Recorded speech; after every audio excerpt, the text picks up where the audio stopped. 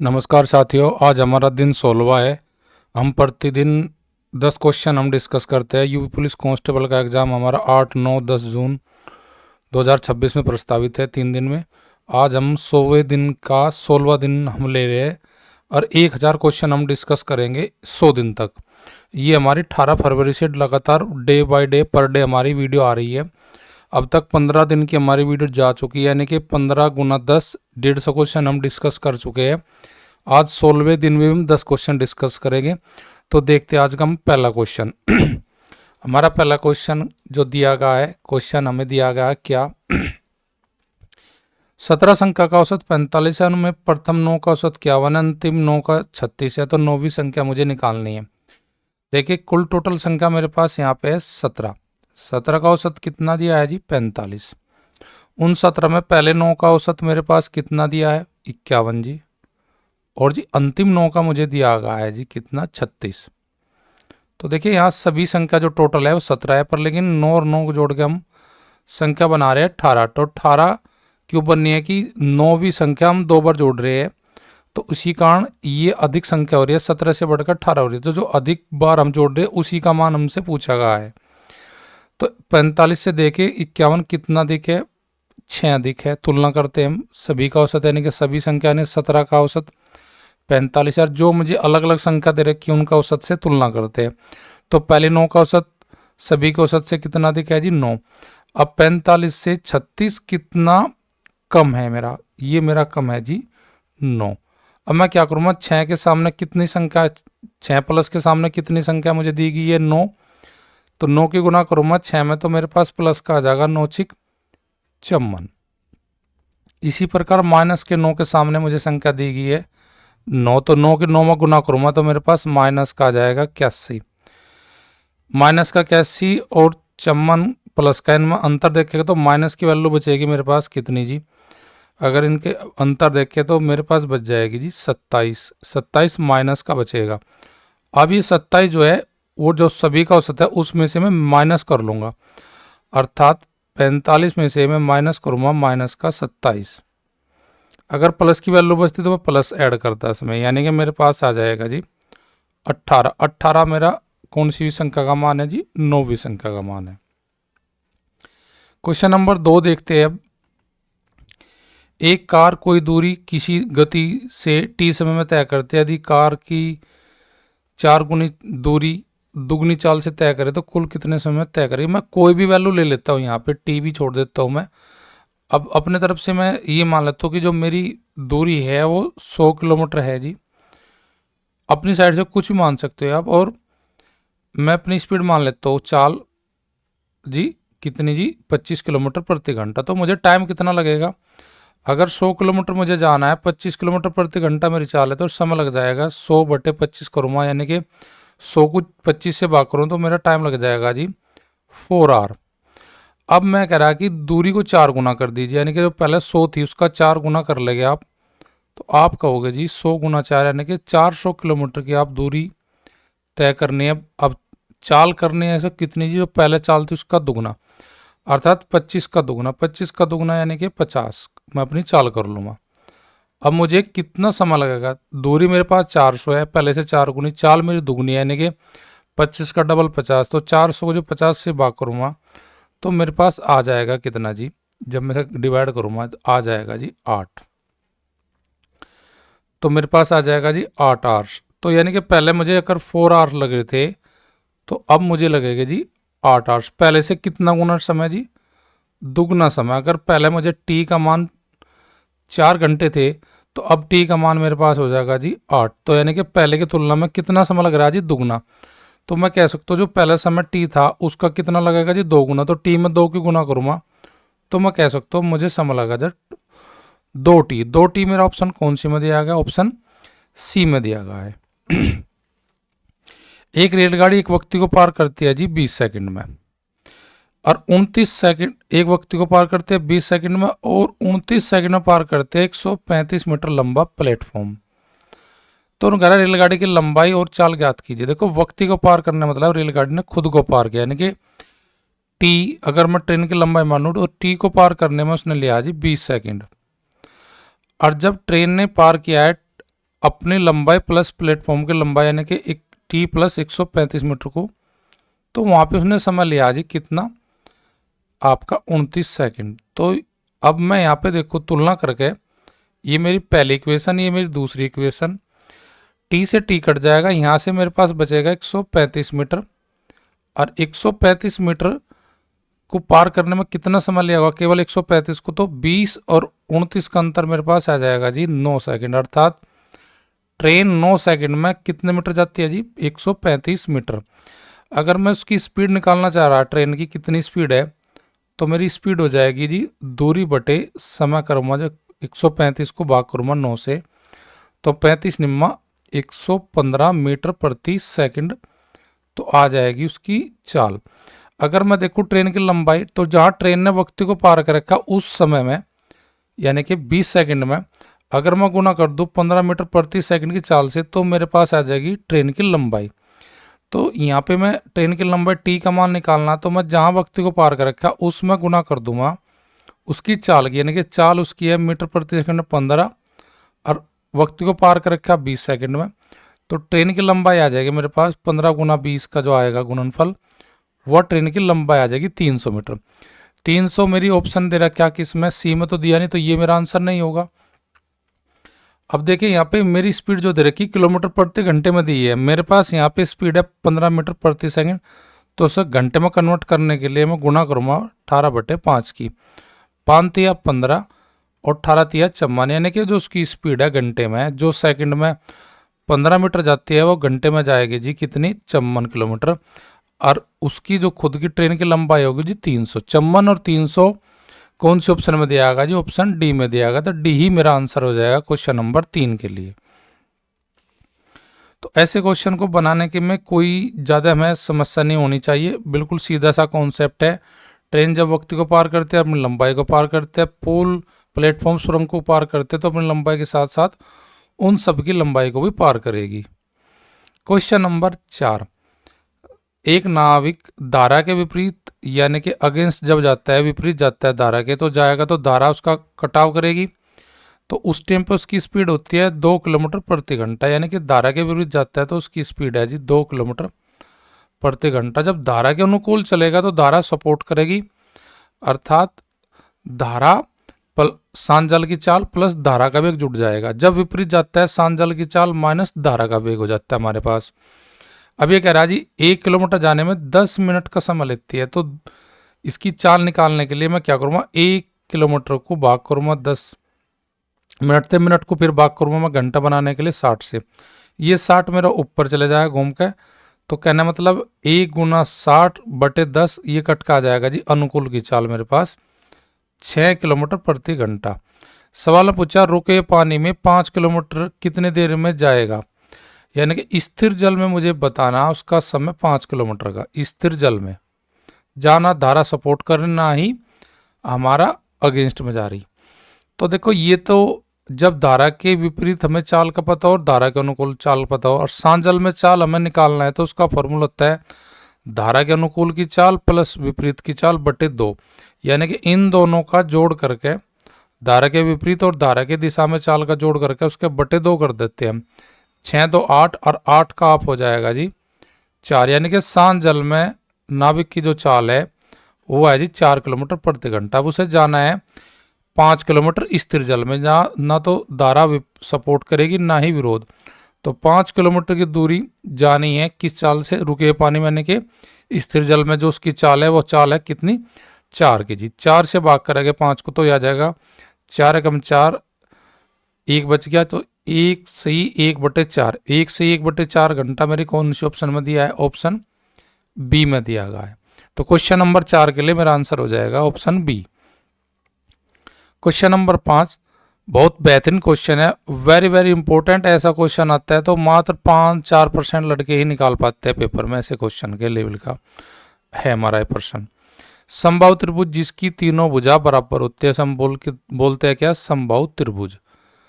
जब तीनों भुजा बराबर है तो उनके तीनों कोण भी हमारे बराबर हो गए, यानी कि समबाहु त्रिभुज के तीनों कोणों का मान जो होता है, प्रत्येक कोण का मान वो 67 डिग्री होता है जी मेरा।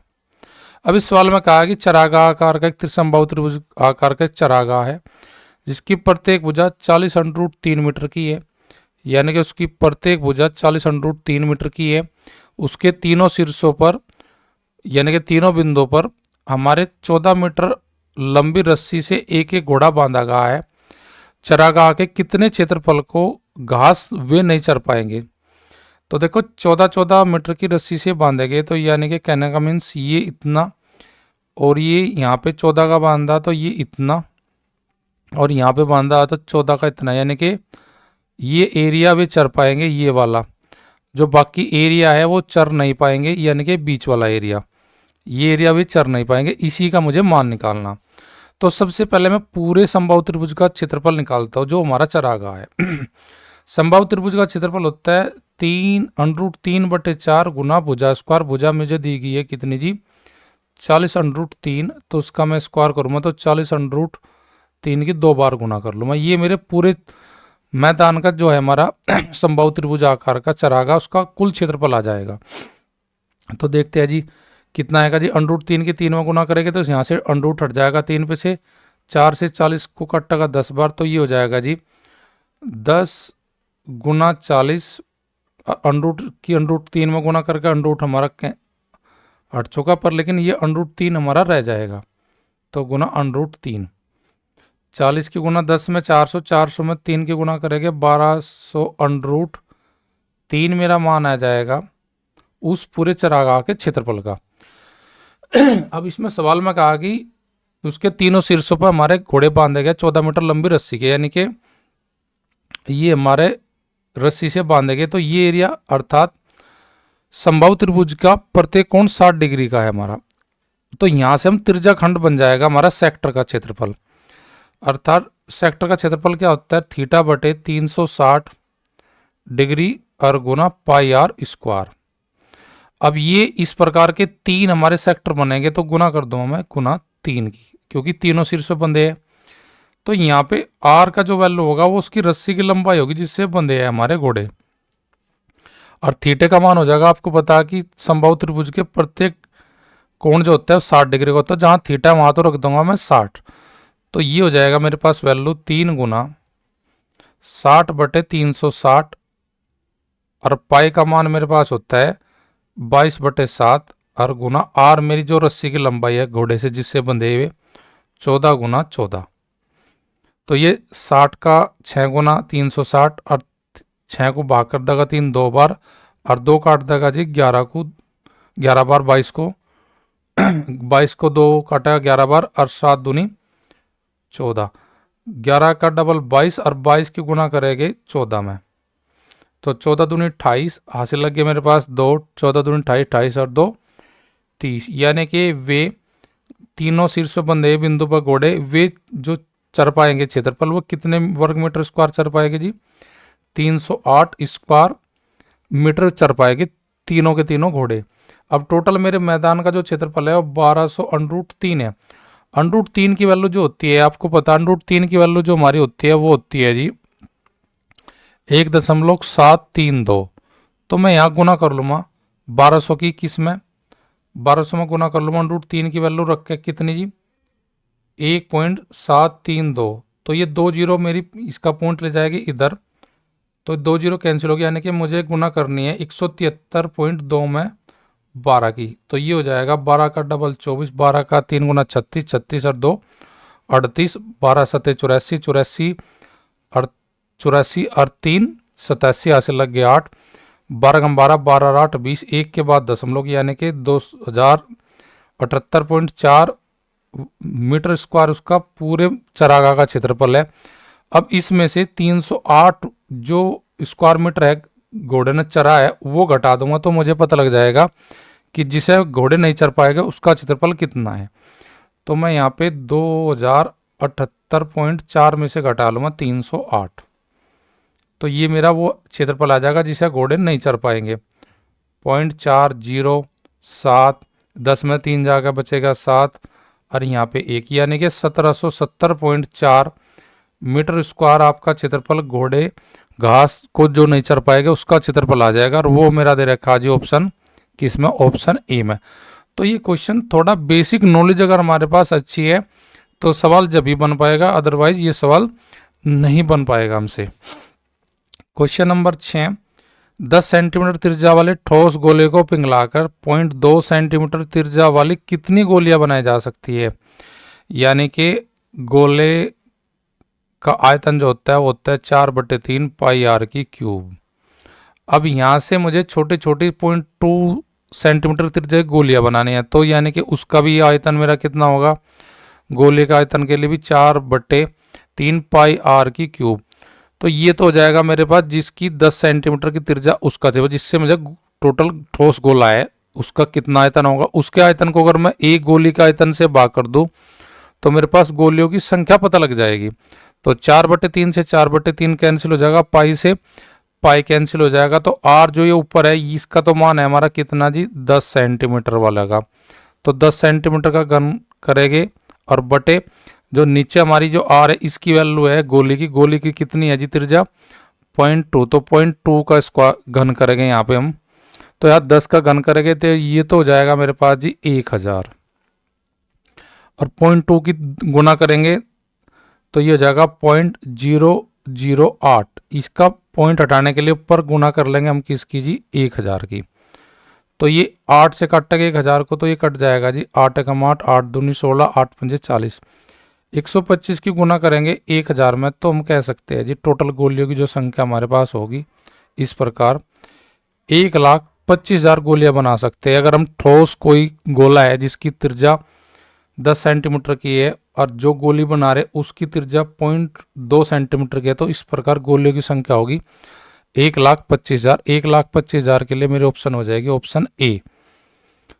क्वेश्चन नंबर 7 और बहुत ही बेहतरीन क्वेश्चन है। 100 से लेकर 150 के मध्य कुल कितनी अभाज्य संख्या है। अभाज्य का मतलब प्राइम नंबर कितने हैं जी। तो देखो 1 से लेकर 100 तक तो नॉर्मली हम पता रहता है कि कितनी हमारी अभाज्य संख्याएं है, उनकी काउंट पता रहती है। पर लेकिन 100 से आगे अगर हम जब चलते हैं तो थोड़ा सा निकालना हार्ड हो जाता है। देखो यहाँ पे हम 100 से और 150 के बीच देखते हैं कितनी संख्या अभाज्य है। तो सबसे पहले हो जाएगी 101, 103, 107, 109, 113, 127, 131, और जी उसके बाद मेरे पास हो जाएगी अभाज्य संख्या होगी जो 131 के बाद 27, 31, फिर मेरे पास जो हो जाएगी 137, 139 और जी 149। अब इनकी काउंटिंग कितनी आई जी, 4 तो हमारी ये होगी 4 और जी 5 ये होगी, 4 और 5 9 और 1 10। तो ये टोटल मेरे पास 100 से 150 के बीच में अभाज्य संख्या होगी। टोटल जो संख्या होगी कुल संख्या होगी जी मेरे पास, कुल अभाज्य संख्याएं 10 होगी जी मेरे पास। अब मैं बता दी उनकी संख्या लिख दी कौन कौन सी अभाज्य है जी। 101, 103, 107, 109, 113, 127, 131, 137, 139 और 149। तो 10 मेरा आंसर ऑप्शन किस में दिया गया है, ऑप्शन बी में दिया गया है। क्वेश्चन नंबर 8, निम्न में से कौन सी विषम यानी कि अनुचित भिन्न है। सबसे पहले तो हमें अनुचित भिन्न का पता होना चाहिए कौन सी होती है, इम्प्रॉपर फ्रैक्शन, जिसका अंश बड़ा होता है हर से, वह भिन्न हमारी अनुचित यानी कि विषम भिन्न मानी जाती है। तो वही मेरी अनुचित भिन्न हो जाएगी। देखो यहाँ पे हमारा अंश छोटा है हर बड़ा है, तो यह अनुचित भिन्न नहीं है ऑप्शन ए में। और न ही मेरा 3 से बड़ा यानी कि हर बड़ा है, यहाँ भी नहीं होने के, ऑप्शन बी में मेरा आंसर नहीं होगा। 8 से बड़ा मेरा 9 है, 8 से बड़ा 9 है, ये भी मेरा आंसर नहीं होगा। पर लेकिन अंश यानी कि 11 बड़ा है किससे, हर से यानी कि 10 से, तो मेरी अनुचित भिन्न हो जाएगी 11/10। तो यही मेरा आंसर हो जाएगा ऑप्शन डी। उचित भिन्न वे होती है, मैं आपको थोड़ा और बता देता हूँ। उचित भिन्न यानी कि प्रॉपर भिन्न, उचित भिन्न वे होती है जिनका हर बड़ा होता है, जिनके अंश से उनका हर बड़ा होता है। तो ऑप्शन ए बी सी में हमारी कौन सी भिन्न है, प्रॉपर भिन्न है यानी कि उचित भिन्न है। और डी ऑप्शन में मेरी अनुचित भिन्न है। ये भी हमारा आजकल पेपर में आने शुरू हो गए, थोड़ा सा इन पे भी हमें थोड़ा ध्यान रखना पड़ेगा इस प्रकार के प्रश्नों पर। क्वेश्चन नंबर 9, एक दुकानदार अपने सामान की हानि का प्रतिशत विक्रय मूल्य पर ज्ञात करता है, यानी कि सेलिंग प्राइस पर ज्ञात करता है, तो उसे मिलता है उसका हानि का परसेंट 25%। वास्तविक हानि का प्रतिशत क्या है? देखो जी, वास्तविक हानि जो निकाली जाती है वो निकाली जाती है जी आपकी सीपी पे, यानी कि क्रय मूल्य पर। क्रय मूल्य पर तो यहाँ पे हम एसपी ले लेते हैं, यानी कि विक्रय मूल्य जो हमारा है, ये मान लेते हैं हमारा विक्रय हमने करा जी 100 रुपये। 100 रुपये में मुझे लॉस हो रहा है कितने परसेंट का जी? लॉस हो रहा है जी 25% का, अर्थात 100 का 25% अर्थात 25 रुपये का लॉस है। यानी कि 100 रुपये में अगर कोई वस्तु हम बेचते हैं, उसमें 25 की हानि उठाते हैं, तो यानी कि वस्तु कितने की है जी आपकी? इसका क्रय मूल्य यानी कि सीपी कितना होगा? उसका सीपी होगा जी 100 + 25, यानी कि वह वस्तु हमने खरीदी थी 125 में और वह बेची हमने 100 में, तो 100 में बेची तो कै रुपए की हानि? 25 की। और मेरी हानि का जो गणना की जा रही है वो करी जी विक्रय मूल्य पर, तो 100 का 25 कितना परसेंट होगा जी? 25%। पर लेकिन वास्तविक हानि जो निकाली जाती है वो निकाली जाती है क्रय मूल्य पर। क्रय मेरा 125 है, हानि मेरी 25 रुपये की, तो 25/125 अगर मैं गुना कर दूँ 100 की, तो मुझे वास्तव में हानि का पता लग जाएगा मेरा कितने परसेंट की है। तो हानि के रुपये बटे क्रय मूल्य ने 25/125 को 125 को 25 डिवाइड करेगा 5 बार, 5 डिवाइड करेगा 100 को कितनी बार? 20%। तो वास्तविक जो हानि है उसे वह हानि है जी 20% की, और 20% के ऑप्शन मेरे पास ऑप्शन किस में दी गई है? क्वेश्चन नंबर 9 के लिए ऑप्शन ए में। क्वेश्चन नंबर 10 बहुत ही आसान और सरल क्वेश्चन है। कोई अर्धगोलाकार कोई गोला, अर्धगोला यानी कि ये हमारा अर्धगोला, और उसकी त्रिज्या यानी कि आर में कितने परसेंट की बढ़ोतरी की जाती है जी? 20% की, यानी कि 20 इधर 20 इधर। अब उसने पूछा जी उसके पृष्ठीय क्षेत्रफल में कितने परसेंट की बढ़ोतरी होगी? तो यहाँ पे हम ऑप्शन ये हमारा सक्सेसिव बट्टे का फॉर्मूला लगा के आंसर बना लेते हैं अगर क्षेत्रफल पूछा है, पृष्ठीय क्षेत्रफल।